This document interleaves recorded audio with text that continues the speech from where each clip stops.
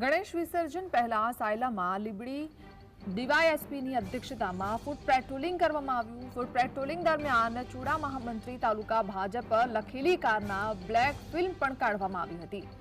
Limbdi DYSP, Sayla PSI, પોલીસકર્મી અને home guard જવાનો મોટી સંખ્યામાં પેટ્રોલિંગમાં સામેલ હતા। સુદામડા દરવાજા, ખાટકીવાસ, મેન બજાર, વિહત ચોક, છત્રી ચોક સહિત વિસ્તારોમાં ચેકિંગની કામગીરી હાથ ધરવામાં આવી હતી।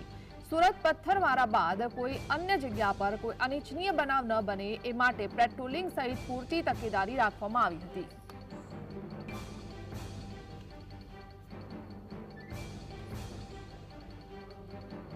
સંવાદદાતા વિપુલ જોડાયા છે। વિપુલ, શું જાણકારી?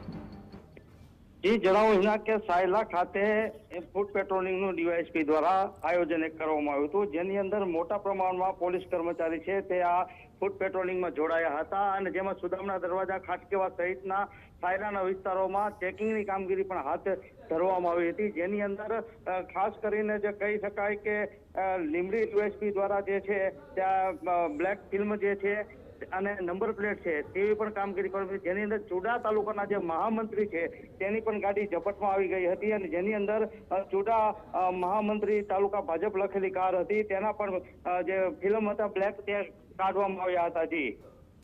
જી વિપુલ, આભાર।